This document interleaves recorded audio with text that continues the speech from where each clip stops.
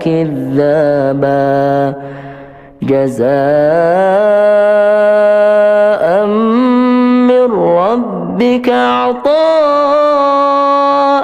حسابا رب السماوات والأرض وما بينهما الرحمن لا يملكون wa ala alihi wa ashabihi wa tabi'in ajma'in. Bapak dan Ibu yang baik, alhamdulillah rabbil alamin, segala puja puji mutlak milik Allah SWT. Dan alhamdulillah rabbil alamin, puji syukur hari ini kita dikarunia kesehatan, dikaruniakan peluang pertemuan untuk kita bisa berdiskusi di kajian MG pagi ini, dan semoga siapapun yang hadir bergabung di kajian MG pagi ini dengan platform yang dipergunakan, Allah mengkaruniakan keberkahan dalam kehidupan kita, dan semoga Allah mengumpulkan kita di surga nanti bersama dengan keluarga kita, amin ya Allah ya Rabbal Alamin. Dan Bapak dan Ibu, alhamdulillah rabbil alamin, setiap Rabu kita membahas terkait dengan entrepreneur, dan ada pertanyaan yang masuk bulan yang lalu ya, terkait dengan kriteria usaha ataupun kriteria bisnis yang sesuai dengan Bapak dan Ibu yang sudah memasuki pensiun, dan insya Allah nanti 10 menit atau 15 menit akan sampaikan terkait hal ini, kriteria-kriteria kira-kira usaha ataupun bisnis-bisnis yang Bapak dan Ibu bisa lakukan dalam usia yang setelah pensiun, itu kira-kira apa yang cocok begitu. Nah, setelah itu nanti kita akan berdiskusi dengan Pak Agus Mubarak dan Pak Muhammad Ihsan dari Direktur DT Peduli terkait dengan program pemberdayaan masjid, insya Allah. Baik, Bapak dan Ibu, saya izin share screen dulu ya, karena ada beberapa yang perlu disampaikan. Nah, ini sudah muncul kah? Sudah muncul? Sudah, Pak. Sudah ya. Nah, menjawab pertanyaan bulan kemarin yang masuk, kriteria usaha untuk pensiunpreneur waktu pembahasan dengan Adeda. Jadi Bapak dan Ibu, yang pertama yang perlu kita pertimbangkan di samping memang kriteria usahanya ini, yang pertama adalah niat. Niat kita membangun usaha, niat kita berusaha membangun bisnis dan merintis bisnis.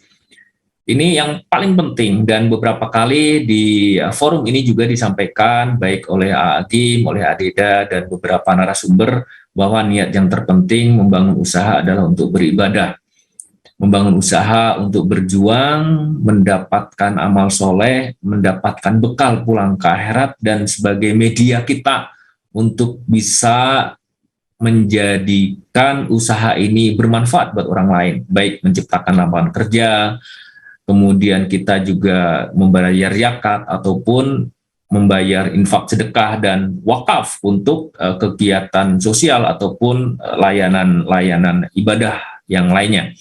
Nah, terkait hal itu, setelah niat maka ada beberapa kriteria yang waktu dipertanyakan. Yang pertama, hemat kami bahwa usaha ataupun bisnis yang cocok dan sesuai dengan Bapak dan Ibu sebagai pensiunpreneur, pertama adalah tidak menyita waktu.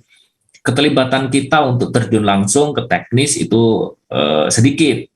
Jadi bukan waktunya lagi pagi, siang, sore, sampai malam, begitu ya Bapak dan Ibu terjun untuk mengurusin usaha ini. Karena sebenarnya saat Ibu sudah dan Bapak sudah memasuki usia pensiun, itu sebenarnya waktu kemerdekaan, waktu yang bebas yang sebenarnya justru bisa dimanfaatkan untuk memperdalam dan mengumpulkan bekal untuk pulang, untuk bisa husnul khotimah. Dan bagi yang ingin berwirausaha, saya kira memang perlu dihitung betul ya waktu yang diperlukan. Nah, sehingga hemat kami, usaha-usaha yang sangat menyita energi, menyita waktu, maupun menyita ya pikiran yang sangat penuh, sangat ya habis-habisan, sudah bukan waktunya lagi begitu. Yang pertama itu. Yang kedua, Bapak dan Ibu, oh ini belum saya ini ya. Mohon maaf ya. Nah, yang kedua adalah kami menganalogikan seperti jalan tol, membangun jalan tol, fee-based income bagi Bapak dan Ibu yang berkecimpung dalam dunia keuangan, lembaga keuangan, perbankan atau koperasi dan sebagainya. Saya kira sangat familiar dengan istilah fee-based income ini. Jadi kami menganalogikan seperti jalan tol. Jadi sekali investasi pertama, setelah itu Bapak dan Ibu membuka pintu gerbang untuk menarik uang. Jadi siapapun yang masuk jalan tol usaha kita, masuk jalan tol bisnis kita, maka saat melewati jalan itu, jalan usaha itu, maka membayar dengan sekian rupiah, X rupiah. Jadi polanya adalah sekali investasi di awal, setelah itu usahanya jadi, maka kita membuka pintu gerbangnya, sehingga siapapun yang lewat ataupun masuk dalam usaha kita, di jalan usaha kita, maka insya Allah membayar dengan X rupiah. Nah, yang ketiga adalah tidak perlu laporan keuangan yang rumit, Bapak dan Ibu. Jadi kita tahu hari ini usaha kita ini dapat keuntungan atau tidak, begitu ya, ataupun ada pemasukan, pendapatan, omset dan sebagainya.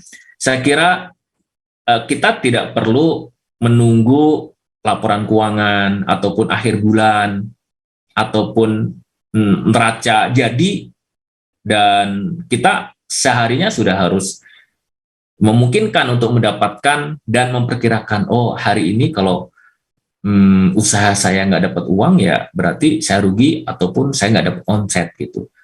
Jadi tidak perlu menunggu laporan keuangan yang rumit, laporan laba rugi, cash flow, neraca, dan laporan-laporan yang biasanya kita pergunakan untuk mengevaluasi sebuah kinerja perusahaan. Sehingga kita harian juga memungkinkan.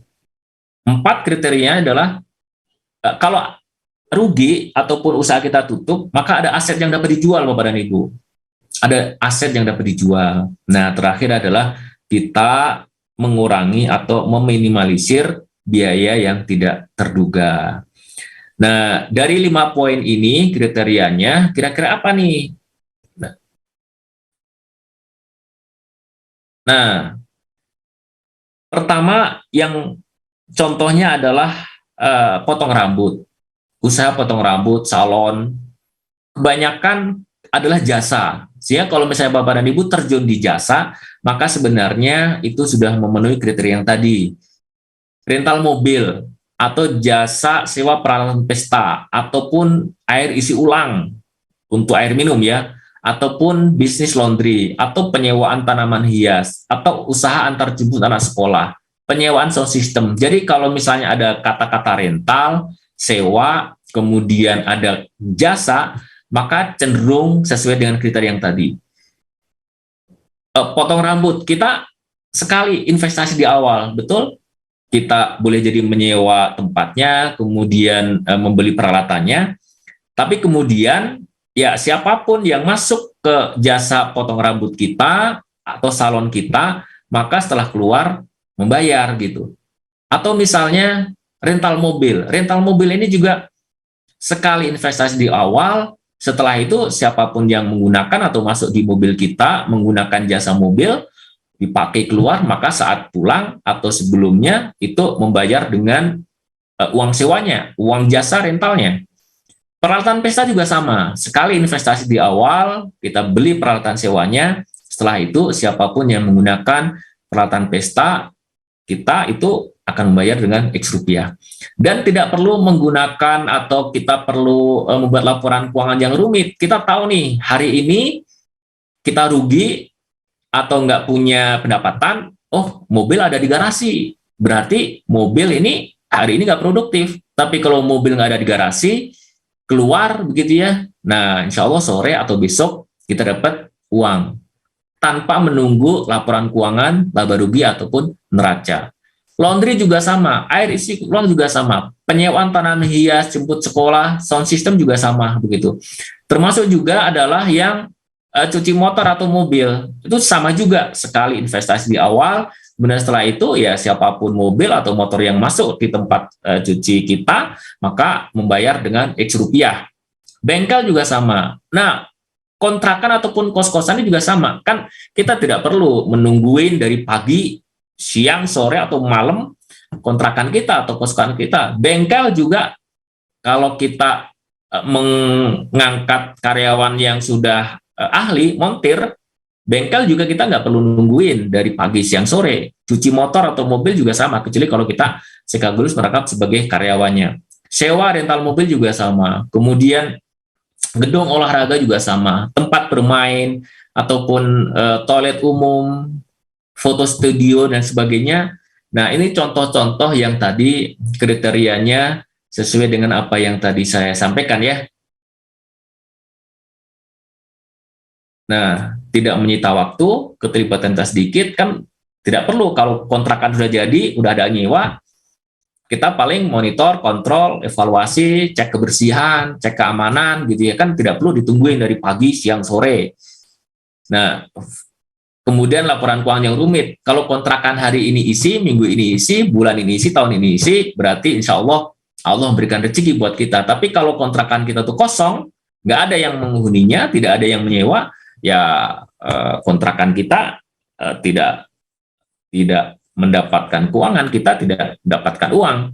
Jadi Bapak dan Ibu, bagi yang kemarin menanyakan terkait dengan kriteria usaha yang cocok untuk pensiunpreneur, saya kira ini sedikit saya sampaikan kriterianya, ada 5 poin dan contoh-contohnya tadi sudah saya sampaikan. Intinya adalah di bisnis jasa. Yang kedua adalah mengurangi persediaan barang. Rata-rata yang tadi saya sebutkan, jenis usahanya ataupun kriterianya, ini sangat sedikit kriteria, sangat sedikit persediaan barangnya. Mengapa? Karena kalau jasa itu persediaan barangnya sebatas sebagai supporting ya untuk jasa itu, namun tidak seperti halnya toko yang harus memenuhi kebutuhan pokok, misalnya jualan sembako ataupun toko material atau misalnya catering dan sebagainya, itu cenderung ada persediaan, inventory dan administrasinya. Saya kira itu perlu manajemen yang lebih ya dibandingkan dengan jasa ini begitu. Namun pada intinya Bapak dan Ibu, pensiunpreneur itu menjadi bagian amal soleh, menjadi bagian dari ibadah kita, dan semoga Bapak dan Ibu yang ingin terjun terkait dengan usaha ini, semoga Allah mengkaruniakan kemudahan dan kelancaran, insya Allah.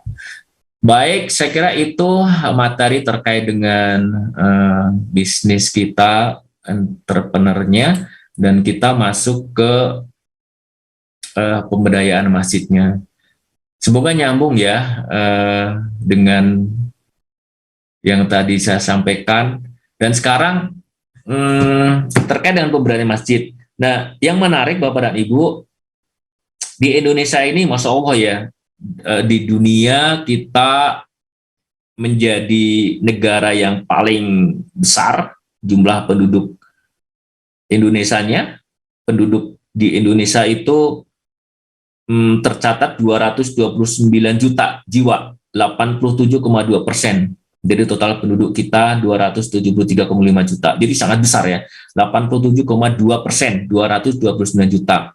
Ini berdasarkan World Population Review tahun 2020. Nah, yang menarik adalah jumlah masjid di Indonesia itu tidak kurang dari 741.961. 741.000. Wah, ini jumlah yang sangat besar nih. Dan ini rata-rata sudah diwakafkan asetnya. Masjidnya juga saya kira sebagian besar adalah bangunan representatif, kemudian ada sumber air, kemudian juga ada infrastruktur yang mensupport itu. Nah, pertanyaannya bagaimana kita mengelola masjid ini sehingga benar-benar bisa memberikan manfaat buat masyarakat dan buat umat. Nah, di Darut Tauhid dengan program Masjid Tangguh, nanti Pak Ihsan dan Pak Agus Mubarok bisa menyampaikan program-program Masjid Tangguh ini sehingga bisa menginspirasi kita semua agar masjid yang kita kelola, masjid di komplek, masjid di sekitar lingkungan kita bisa lebih berdaya dan semoga menjadi pusat peradaban Islam. Karena kita tahu bahwa masjid ini sebenarnya tidak hanya sebatas untuk tempat ibadah, tidak hanya sebatas kita melakukan pengajian, kajian-kajian keilmuan, namun ternyata juga harus menjadi pusat peradaban Islam. Harapannya begitu, insya Allah. Baik, sekarang waktunya Pak Agus dan Pak Ihsan. Assalamualaikum warahmatullahi wabarakatuh, Pak Agus, Pak Ihsan. Waalaikumsalam warahmatullahi wabarakatuh. Pak Gatot. Sehat ya? Alhamdulillah sehat Pak. Alhamdulillah sehat Pak Gatot. Baik, kita 30 menit yang kedua kita diskusi tentang program Masjid Tangguh. Dan dari siapa dulu nih yang menjelaskan ini? Dari Ustaz Agus dulu. Ustaz Agus dulu ya. Baik, Pak Agus, silakan bisa menjelaskan pengalaman Pak Agus mengelola masjid Darut Tauhid di Geger Kalong, kemudian di Eko Pesantren, bagaimana masjid bisa mandiri dan bisa menjadi sebuah masjid yang semoga menjadi percontohan ya, dan menjadi bahan studi banding, bahan inspirasi buat kita semua. Silakan Pak Agus. Ya. Bismillahirrahmanirrahim. Assalamualaikum warahmatullahi wabarakatuh. Bismillahirrahmanirrahim. Allahumma salli ala Sayyidina Muhammad wa ala alihi wa sahbihi wa barik wa salim ajmain. Alhamdulillah, terima kasih Pak Gatot dan para jamaah dan para pendengar penyimak. Semoga Allah muliakan. Terkait dengan masjid ini, memang kata masjid ini merupakan suatu kata yang sudah memasyarakat, bahkan sudah mendunia gitu.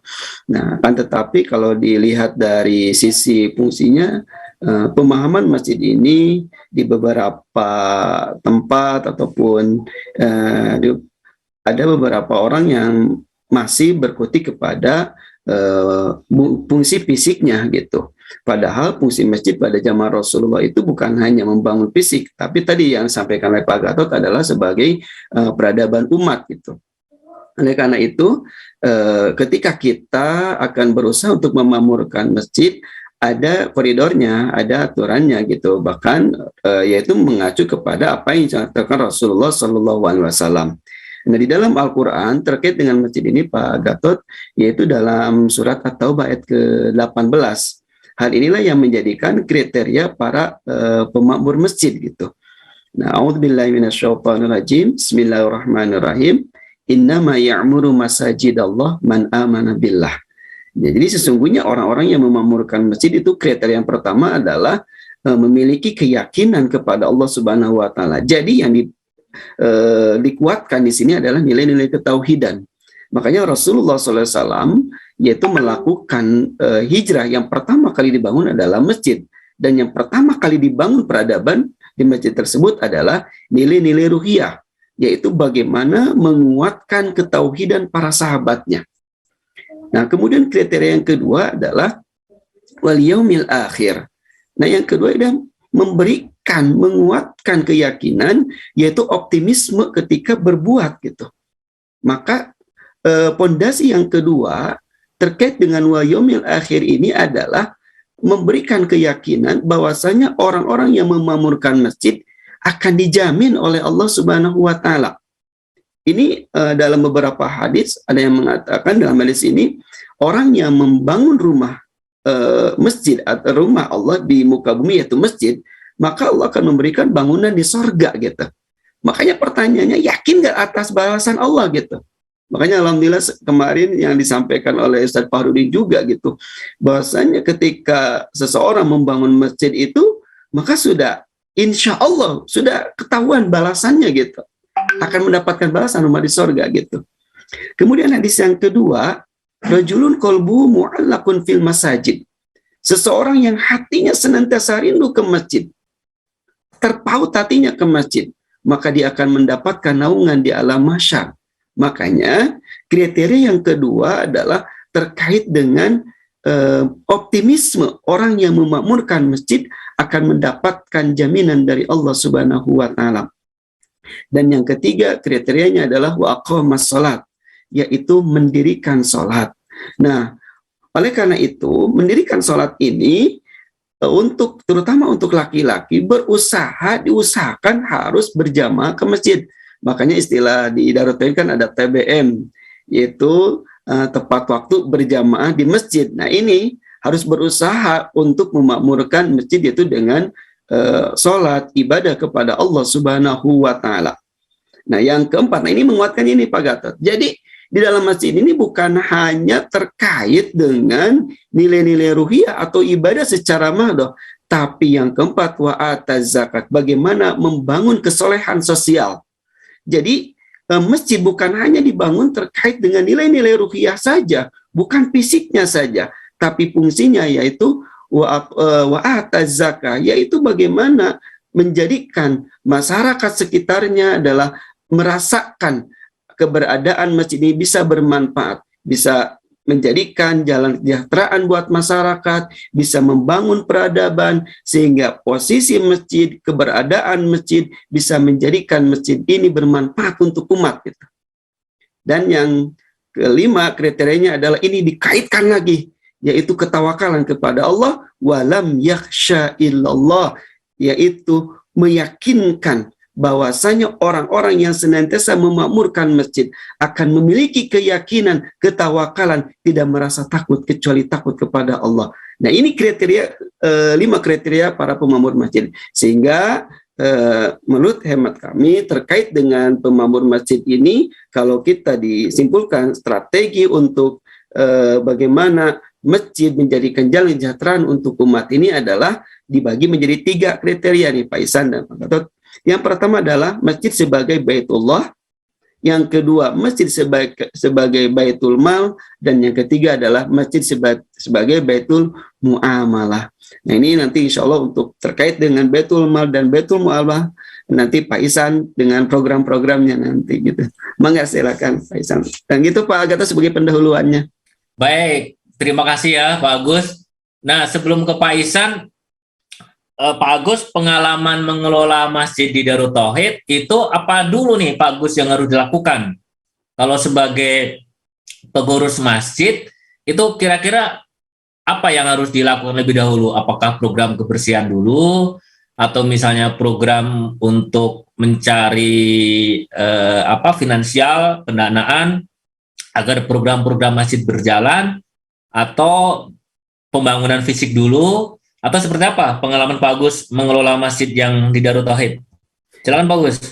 Ya, alhamdulillah terkait dengan pengalaman ketika diamanahkan untuk di DKM, di Masjid Darut Tauhid, yang pertama adalah membangun ruhiyah dulu Pak, menyamakan visi dulu.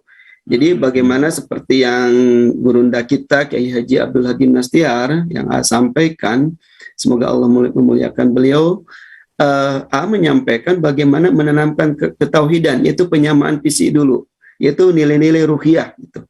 Karena sempat ini pengalaman Pak Haji terkait dengan banyaknya masalah di masjid. Kemudian kami konsultasi kepada apa yang disampaikan, satu kata yang menguatkan kepada kami, perbanyak tobat. Wah, itu. Nah, jadi karena masjid ini sebagai rumah Allah, maka bagaimana pertama kali melayakkan diri kita supaya kita layak ditolong oleh Allah gitu. Itu yang pertama. Kemudian yang kedua, alhamdulillah untuk di Masjid Darut Tauhid ini adalah bagaimana menguatkan dengan adanya program-program gitu. Yaitu kita melengkapi dengan berbagai sarana prasarana untuk tempat ibadah. Maka dengan adanya kelengkapan tempat ibadah ini, para jamaah semakin nyaman dalam melaksanakan ibadah gitu. Dan kemudian yang ketiga adalah terkait dengan program-programnya. Program yang kami gulirkan adalah program yang bisa menjadikan kebutuhan untuk masyarakat sekitar gitu. Bahkan bisa disesuaikan programnya dengan kebutuhan para jamaah gitu. Nah, ini pengalaman Pak Gatot pernah waktu 2018 itu ya. Ketika itu kita mengadakan survei kepada para jamaah terkait dengan program, itu program apa? Karena ketika kita menggulirkan beberapa program, beberapa kajian-kajian, maka kita mencoba kajian apa tema yang diinginkan oleh masyarakat. Ternyata dari kuesioner yang didapatkan itu ada 2 tema. Yang pertama adalah terkait dengan masalah keremajaan, yaitu bimbingan pranikah waktu itu ya. Kemudian yang kedua adalah akhir zaman. Maka kita buat suatu program, suatu acara segera menikah sebelum kiamat. Itu banyak tuh yang hadir gitu Pak Gatot itu ya. Ya artinya apa? Tema ini harus disesuaikan dengan kebutuhan dari masyarakat gitu ya. Nah ini pengalaman, jadi bukan hanya sebatas tadi untuk tempat sholat, tapi bagaimana melengkapi sarana untuk tempat ibadah. Kemudian yang kedua adalah programnya, yang ketiga ada sebagai publikasi, yaitu dengan ada terobosan, yaitu dengan dakwah digitalnya. Mungkin yang hadir di Masjid Darut Tauhid 200-300 orang gitu, atau ketika kajian A ada 3.000 orang, tapi dengan adanya kekuatan digital bisa mencapai jutaan orang yang bisa menyimaknya gitu Pak. Wallahu a'lam. Masya Allah. Menarik ya Bapak dan Ibu. Jadi persoalan mengelola masjid itu bukan masalah gedung, bukan sarana prasarana, bukan masalah finansialnya, tapi ternyata yang paling pertama yang harus dilakukan adalah menyamakan visi dulu, menyamakan misi dulu. Kalau misalnya bahasa di Darut Tauhid itu adalah satu frekuensi ya, sehingga kekuatan ruhiyahnya yang perlu kita samakan dulu. Niat kita mau apa nih mengelola masjid? Kalau hanya sebatas mengisi waktu, hanya sebatas ya ketemu dengan warga, bisa silaturahmi, ngobrol, bagus. Namun yang pertama justru yang terpenting adalah niat kita dan kekuatan ruhiyah kita. Karena pasti rumah Allah, siapapun yang memakmurkan di situ dengan ikhlas, maka insya Allah pertolongan Allah akan hadir di situ, insya Allah. Baik, terima kasih ya Pak Agus ya, insya Allah. Nanti kita ke Pak Agus lagi, tapi kita ke Pak Ihsan dulu nih. Assalamualaikum warahmatullahi wabarakatuh, Pak Ihsan. Waalaikumsalam warahmatullahi wabarakatuh. Nah, ini Pak Ihsan, menarik ini, Darut Tauhid Peduli, salah satu programnya adalah program Masjid Tangguh. Siap, Nah, betul, kira-kira apa nih yang dimaksud dengan program Masjid Tangguh dan bagaimana kita bisa ikutan terkait dengan program Masjid Tangguh ini? Ya, ini sebetulnya melanjutkan apa yang tadi disampaikan oleh Ustaz Agus, Pak Gatot. Karena alhamdulillah di beberapa tahun terakhir kami sempat mendapatkan amanah dari satu mitra korporasi, Pak Gatot, untuk melaksanakan program pelatihan manajemen masjid ya di seluruh Indonesia. Hampir kalau nggak salah sampai saat ini alumninya itu ada sekitar 3.900-an alumni manajemen masjid, Pak Gatot, yang ini sebetulnya menjadi potensi pergerakan. Karena kemarin juga ketika saya sempat bersama dengan Ustaz Agus di beberapa kota di pelatihan tersebut, menyampaikan ada keinginan dari para jamaah, dari para takmir masjid ini untuk membuat kegiatan bersama Pak Gatot. Jadi yang masjid yang memiliki potensi besar, memiliki saldo besar gitu ya, ingin mensupport kepada masjid-masjid yang memiliki saldo yang kurang dan yang lain, sehingga menjadi kegiatan atau pergerakan yang besar skala nasional gitu Pak Gatot. Ini menarik Pak Gatot. Nah, kaitan dengan Masjid Tangguh atau Masjid Mandiri, memang kaitannya dengan literasi harus kita kaji dari sisi faktual dan konseptualnya Pak Gatot. Izin saya mungkin butuh share screen Pak Gatot ya, izin boleh? Boleh. Silakan. Baik, izin. Baik. Ini literasi yang tadi sudah disampaikan oleh Pak Ustaz Agus ya, kaitan dengan Quran Surah At-Taubah ayat 18 tadi sudah disampaikan. Nah, masjid memiliki peranan penting yang sangat penting dalam sejarah peradaban umat Islam. Masjid juga menjadi penanda penyebaran Islam, seperti Masjid Quba dibangun Nabi Muhammad di tengah-tengah ia berhijrah ke Madinah. Sesampai di Madinah, Nabi membangun Masjid Nabawi. Begitupun dengan apa yang dilakukan oleh para wali dan ulama. Mereka membangun masjid dimanapun mereka mendakwahkan Islam.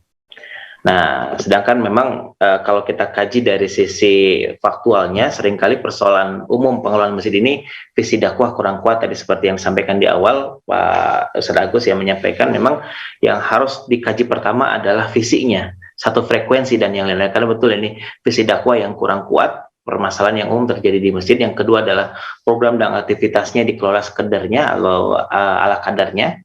Yang ketiga, sumber pendanaan dan keuangan terbatas. Yang keempat, pengurus dan pengelola masjid sukarelawan atau setengah waktu, atau kalau istilah lagi ngetrennya mah tesis Pak Gatot, tenaga sisa. Tesis itu. Jadi seringkali yang mengelola ya tadi orang-orang yang memang sebetulnya banyak pekerjaan di luar, dan yang lain ketika datang ke masjid ya ala kadarnya gitu. Nah, ini menjadi penting. Nah, tapi di sisi lain ada beberapa masjid yang mampu memberikan performa yang cukup baik. Nah, pengelolaan masjid berstatus karyawan tetap ini pengelola masjidnya.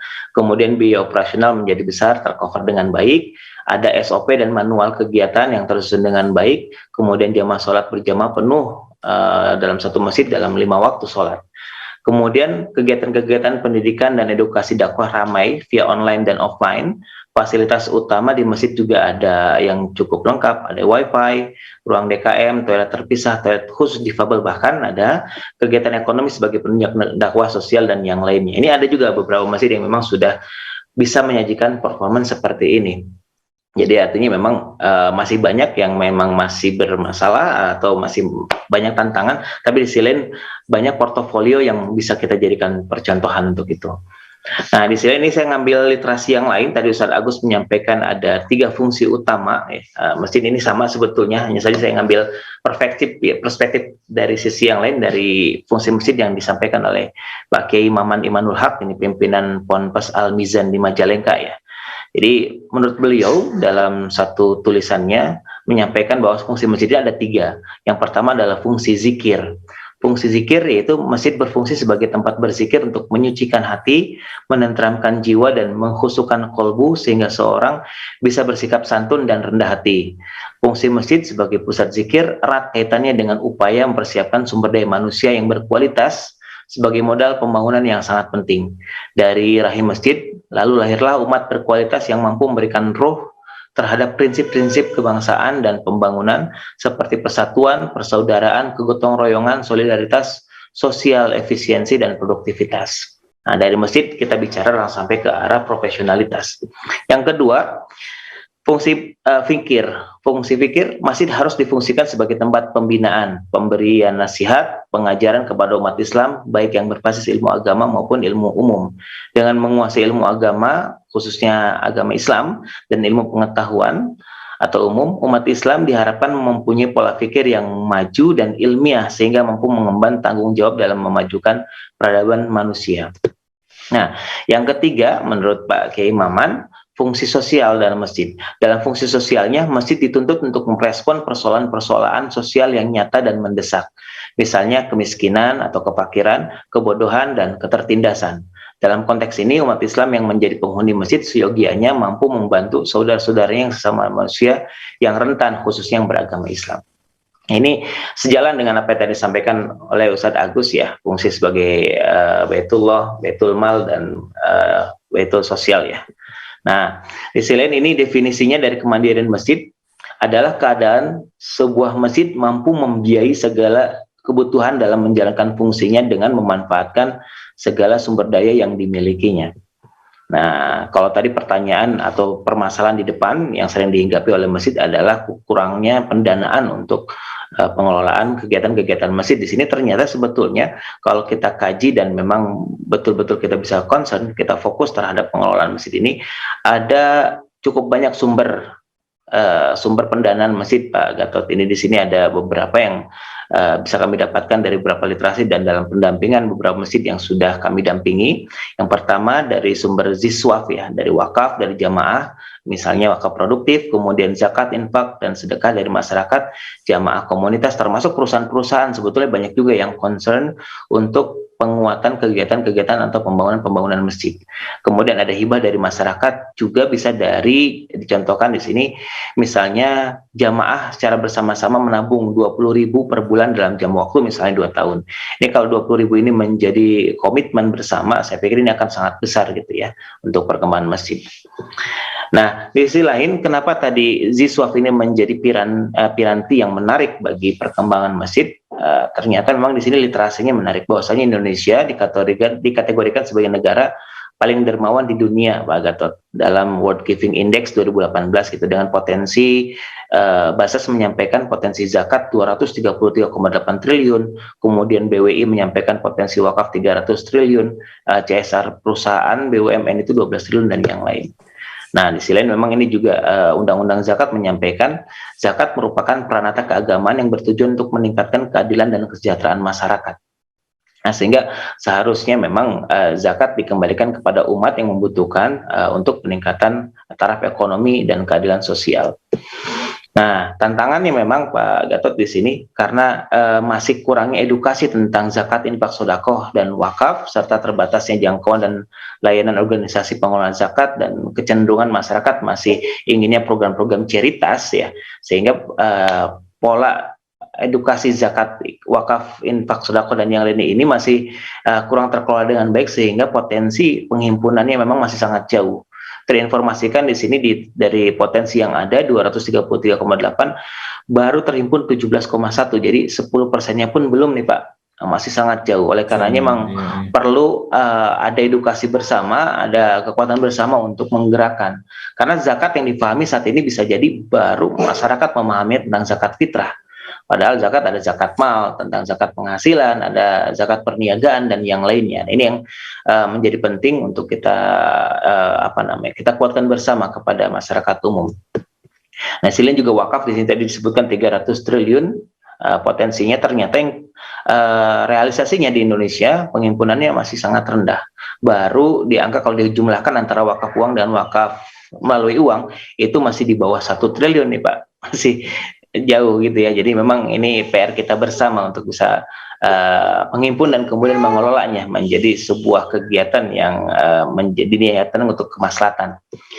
Nah, di sisi lain sebetulnya dengan perkembangan zaman, perkembangan teknologi, kita sudah bisa menghubungkan potensi fundraising atau penghimpunan di masjid ini dengan pendekatan-pendekatan teknologi. Sekarang kita kenal dengan crowdfunding, donasi online, dan yang lainnya. Ini bisa dengan konsep apakah memang mendevelop sendiri manajemen masjidnya atau bisa kerjasama dengan banyak platform-platform digital untuk fundraising. Nah, saat ini saya pikir banyak sekali ya yang sudah hadir, ada kitabisa.com dan yang lainnya, termasuk beramal soleh dan yang lain. Termasuk kalau di Darut Tauhid ada dtpeduli.org, ini menjadi kanal dari donasi online dan crowdfunding Pak Gatot. Dan juga bisa menggunakan QRIS donasi. Nah, ini sekarang sedang sangat tren Pak. Bahkan kalau dulu ketika Jumatan atau kita sholat di masjid, yang lewat itu propak masjid, kotak amal gitu ya, kita menggunakan masukin uang 5.000, 10.000, 100.000 dan yang lainnya. Nah, sekarang ternyata lebih dipermudah dengan hadirnya teknologi ini, bukan hanya sebatas uang cash yang bisa kita donasikan, tapi dengan menggunakan handphone. Saat ini memang kita sudah dibiasakan dengan menggunakan cashless ya. Nah, ada juga kemudahan donasi di masjid itu sudah bisa menggunakan QRIS donasi. Nah, ini banyak perbankan syariah yang sudah bisa diakses untuk bisa mendapatkan layanan ini. Dan juga tetap pergerakan-pergerakan konvensional seperti dulu, kencelengan dan yang lain ini masih menjadi sangat penting dan menjadi menarik. Kecil memang hasilnya untuk perorangan, tapi ketika dikalikan dengan sekian ratus orang jamaah atau sekian ribu orang, ini menjadi kegiatan atau potensi yang sangat besar. Nah, ini terhitung di beberapa tahun terakhir saja untuk DT Peduli dengan kencelengan seperti ini, yang bisa jadi mungkin isinya hanya 100.000, 150.000 gitu. Tapi ketika sekian puluh ribu jamaah yang kemudian berdonasi melalui kencelengan ini menjadi kekuatan yang luar biasa Pak Gatot. Nah, kita tadi berkaitan dengan fundraisingnya sudah. Nah, bagaimana kemudian ke arah pemberdayaan di masjidnya? Kita lihat dari literasinya dulu. Pemberdayaan adalah proses pembangunan di mana masyarakat berinisiatif untuk memulai proses kegiatan sosial untuk memperbaiki situasi dan kondisi diri sendiri, dalam hal ini masjid. Pemberdayaan hanya bisa terjadi apabila warganya ikut berpartisipasi. Artinya memang jamaah yang ada di masjid itu harus terlibat di dalam program pemberdayaan masjid ini. Nah, di sisi lain goals-nya adalah atau tujuan dari pemberdayaan masjid ini harus ada minimalnya 3, yaitu pertama berkaitan dengan better living, perbaikan kehidupan, termasuk di sini wilayah ekonomi dan yang lain. Kemudian better environment, perbaikan lingkungan, bagaimana tadi perubahan sikap dan yang lainnya, termasuk lingkungan di sini adalah lingkungan hidup. Yang ketiga adalah better community ya, perbaikan masyarakat. Nah, dalam langkah-langkah pemberdayaannya memang tidak bisa sembarangan menurut kami Pak Gatot, ada beberapa hal yang harus dikaji. Kalau sekarang yang sedang sangat ngetren itu adalah program pemberdayaan berbasis pasar. Jadi kita harus bisa memastikan juga pasarnya di mana nih program-program ini nanti, outputnya apa, produk kah atau jasa kah, kemudian siapa nanti end usernya, siapa off-takernya dan yang lainnya. Oleh karenanya langkah-langkah pemberdayaan ini menjadi penting, harus dikuatkan. Yang pertama ada persiapan atau engagement, kemudian pengkajian, ada assessment, perencanaan program atau designing, implementasi, evaluasi, dan kemudian ada terminasi program atau disengagement ya. Nah, ini saya contohkan saja setelah tadi dilakukan asesmen dan yang lainnya, ini beberapa pilihan jenis program. Saya pikir tadi akan sangat banyak nanti didapati potensi-potensi programnya apa, menyesuaikan dengan karakter kapasitas. Sedikit ada yang tertinggal tadi, maaf, tidak ada. Oke, nah ini bisa jadi program-programnya menyesuaikan dengan permasalahan yang ada, dijadikan menjadi potensi atau dengan melihat potensi kearifan lokal yang ada, bisa pertanian, perkebunan. Kalau sekarang misalnya yang sedang sangat ngetren di beberapa masjid yang jadi binaan itu dengan konsep hidroponik atau aquaponik gitu Pak Gatot. Nah, kemudian juga untuk anak mudanya bisa digital entrepreneur, kemudian juga anak-anak muda barista ya untuk meracik kopi dan yang lainnya. Nanti kemudian kopi ini disajikan kepada jamaah dengan konsep bisnis ya. Nah, kemudian budidaya ikan. Ini alhamdulillah di Darut Tauhid juga sudah sangat berkembang ya di Masjid Eko Pesantren ya. Nah, di sisi lain yang paling penting juga tadi di poin terakhirnya dalam program pemerintah adalah terminasi program.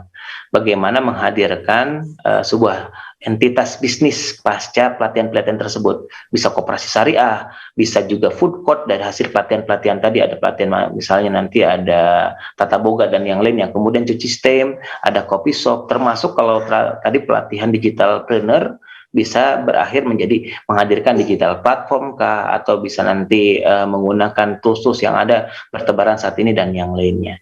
Itu mungkin Pak Gatot sekilas saja karena waktunya mungkin khawatir ini juga ya kepanjangan. Itu yang bisa saya sampaikan, semoga jadi penguat Pak Gatot untuk pertemuan kita kali ini. Baik, Masya Allah. Pak Ihsan, terima kasih ya, penjelasannya sangat lengkap terkait dengan program Masjid Tangguh ini. Dan pertanyaannya kembali ya, kalau misalnya ini kami Bapak Ibu ada masjid di komplek, kemudian atau masjid di lingkungan rumahnya, nah itu untuk ikut program Masjid Tangguh seperti apa nih Pak Ihsan? Menghubungi ke siapa ya, atau harus menjadi masjid binaan dari program Masjid Tangguh ini, atau memungkinkan untuk berkontribusi secara finansial, bisa kemana nih? Iya, jadi kami sedang mencoba mengembangkan kembali Pak Gatot tahun ini. Insya Allah akan ada pelatihan manajemen masjid dan kemudian dikuatkan dengan akademi manajemen masjid. Karena kalau pelatihan manajemen masjid itu masih kulitnya saja, materi itunya masih ada literasi keuangan, kemudian bagaimana pengelolaan masjid, termasuk bagaimana optimalisasi zakat infak sedekah tadi yang tentang fundraising, pemberdayaan dan yang lainnya. Tapi itu rasa-rasanya memang karena pertemuannya sangat singkat. Jadi masih sedikit keilmuannya. Nah, dengan akademi manajemen masjid ini insya Allah nanti lebih komprehensif, dan dalam kurun waktu kalau nggak salah hampir 1 bulan nanti kegiatannya dikupas tuntas betul-betul sampai pendampingan Pak Gatot. Ini ada, insya Allah ada mitra juga yang sedang mendekat untuk menjadi support ke kita. Nah, insya Allah untuk masjid-masjid Bapak Ibu semuanya, para jemaah ustaz-ustazah, bisa nanti menghubungi Darut Tauhid Peduli melalui website, bisa kontak kami, di situ ada nomor kontak call person. Nanti juga saya akan sampaikan mungkin nanti di chat ya Pak Gatot ya untuk disebutkan. Nanti selanjutnya bisa berkonsultasi atau berdiskusi dengan kami bagaimana pengelolaan, termasuk sekiranya berkenan untuk menghadirkan kebersamaan dengan DT Peduli Pak Gatot untuk pendampingan. Insya Allah tim kami alhamdulillah saat ini diamanahkan di 32 titik kota kabupaten Pak. Jadi insya Allah berkenan untuk silaturahmi dan menjalin kebersamaan, insya Allah Pak Gatot. Baik, silakan nomor kontak personnya ya. Siap, call centernya ya, bisa ditulis di chat room ya Pak Ihsan ya, insya Allah. Dan saya tadi lihat nama Adeda muncul 5 menit. Assalamualaikum warahmatullahi wabarakatuh, Adeda. Waalaikumsalam warahmatullahi wabarakatuh. Masya Allah. Adeda, saya lama banget sebenarnya ingin membahas tentang yang pensiun trainer ya, yang pertama tadi. Namun pembahasan masjid kelihatannya menarik juga gitu. Sehingga harapannya ini program yang Duta Transformasi Insani nanti apakah minggu depan atau kapan kesiapan dari DTI Pak Herman bisa ini ya, tadi kan hanya icip-icip aja ya nyampein hutang janji kita waktu kita bahas terkait ada pertanyaan yang pensionpreneur begitu. Silakan Adida mau menyampaikan atau menambahkan yang mana nih? Tentang pensionpreneur atau tentang masjid? Yang masih saja Mas, terima kasih Mas. Siap. Jadi bismillahirrahmanirrahim. Assalamualaikum warahmatullahi wabarakatuh. Waalaikumsalam warahmatullahi wabarakatuh. Mas Gatot, Pak Agus dan Pak Ihsan, kalau kita ke pasar apa yang kita cari? Barang. Apa yang kita dapat? Barang juga, insya Allah. Kalau kerja, Agus kemarin nggak pakai kumis, sekarang pakai kumis ya, baru kumisnya ya. Belum di ini ya. Kemarin ketemu nggak pakai, sekarang baru ya Mas. Itu sewaan kayaknya. Siapa? Kalau ke tempat rekreasi apa yang dicari? Apa yang didapat? Nah, beda halnya dengan ke masjid. Jadi kalau Bapak Ibu rekan-rekan datang ke rumah Aagim, mau bertemu rumahnya atau bertemu Aagimnya? Bertemu Agimnya. Bertemu Aagimnya. Ke masjid itu bukan hanya semata masjid, tapi bertemu, berdialog, bermunajat, bermohon kepada penguasa alam semesta. Nah, ini yang sangat mahalnya. Kalau ke tempat rekreasi hanya segitu-gitunya dapat, ke pasar segitu-gitunya, tapi kalau ke masjid bisa banyak hal yang didapat. Inspirasi, ketenangan, ketentraman, solusi, kebahagiaan, petunjuk, kecukupan. Masya Allah. Saya teringat dengan apa yang disampaikan oleh Bapak Kiai Haji Miftah Farid. Jadi kalau orang yang benar-benar mencintai masjid, akan berkah rumahnya. Jadi pada saat nyapu teh gitu Kang Agus, pada saat nyapu rumah teh masjid siapa yang nyapu nih? Pada saat ngegosek WC teh masjid siapa yang ngegosek WC-nya? Jadi benar-benar memprioritaskan masjid dalam kehidupannya. Termasuk listrik. Nih siapa yang bayar listriknya? Jadi masjid yang prioritasnya. Masya Allah. Saya juga mencoba Mas, sebelum bergerak pada subuh biasanya yang pertama dipikirkan bagaimana pengelolaan masjid dulu. Kebersihannya, perawatannya, lihat ke ruang sosistem, lihat ke toiletnya ada yang ngegosek enggak, lihat menata sendalnya. Pokoknya berbuat sesuatu aja buat masjid. Nah mudah-mudahan berkah karena memprioritaskan sesuatu yang sangat berharga di dunia yaitu masjid. Masya Allah. Itu saja. Terima kasih. Assalamualaikum warahmatullahi wabarakatuh. Waalaikumsalam warahmatullahi wabarakatuh.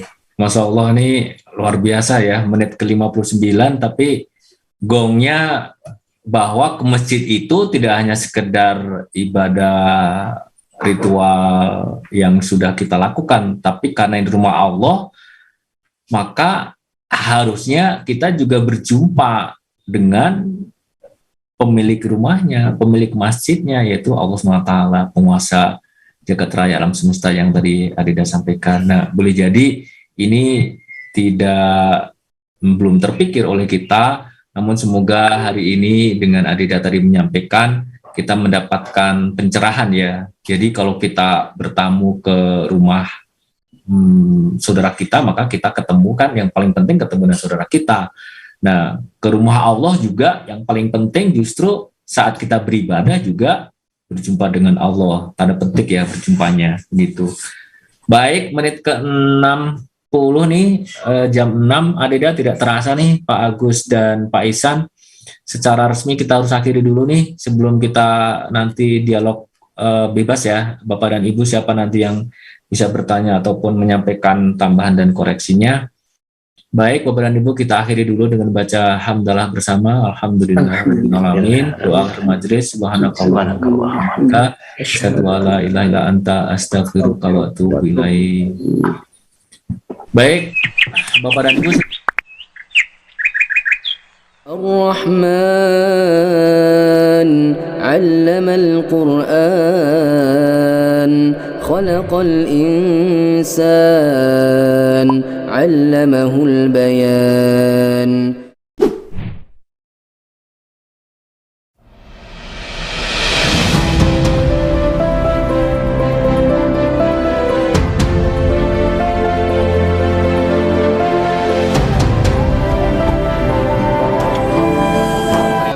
Sahabat-sahabat, saya sekarang sedang berada di pesantren Darut Tauhid Serua, Ciputat, Tangerang Selatan. Tampak di belakang saya ada progres pembangunan Masjid Al-Hadi di Serua, Tangerang Selatan. Alhamdulillah progresnya sudah mencapai 58%. Kita lihat di sini, insya Allah ini nanti akan dibangun 3,5 lantai ya, 3,5 lantai. Jadi di lantai yang paling besar mezanin. Di sini di bawah ada ruang pertemuan, di atas untuk ruang ibadahnya. Nanti ya dari asrama santri bisa langsung menuju ke masjid. Mohon doanya sahabat-sahabat semua untuk proses pembangunan masjid ini, mudah-mudahan diberikan kemudahan dan dilancarkan. Dan sekarang progres sedang pemasangan bata-bata untuk di sampingnya, dan begitu juga sedang proses instalasi udara untuk AC dan kipas angin. Mungkin Bapak Ibu yang ingin berdonasi untuk support pemasangan instalasi AC ini bisa menghubungi panitia pembangunan masjid atau di DT Peduli. Insya Allah hari ini tanggal 10 Januari 2022 akan dilakukan pengecoran saluran air. Terjunan dibuat berundak-undak agar energi airnya terurai, tidak kuat sehingga tidak terjadi longsor. Mudah-mudahan dilancarkan. Terima kasih. Assalamualaikum warahmatullahi wabarakatuh.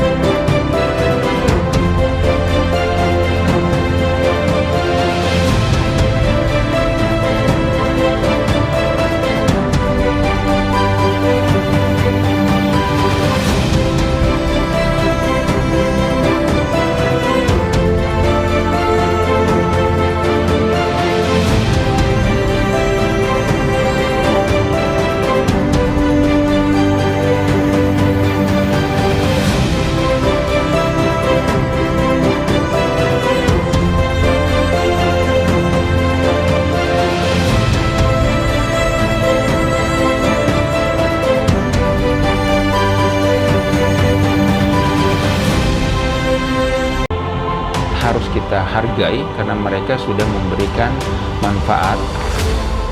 Kami akan menyalurkan bantuan amanah dari para donatur untuk disampaikan kepada para penerima manfaat di berbagai wilayah Indonesia.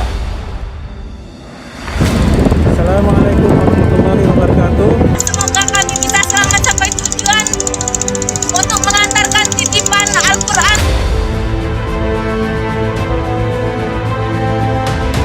وسوف هذه البسمة تنتشر إلى أهالي هؤلاء الأولاد.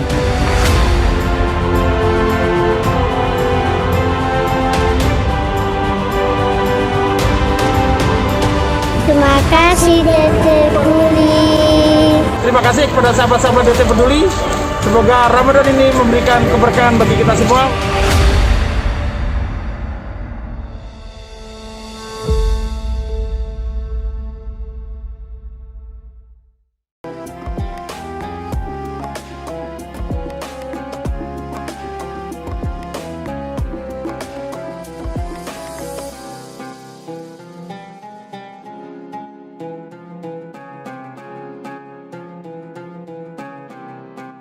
Jangan lupa, saya bilang sekalian, terus berlangganan di Darut Tauhid Official.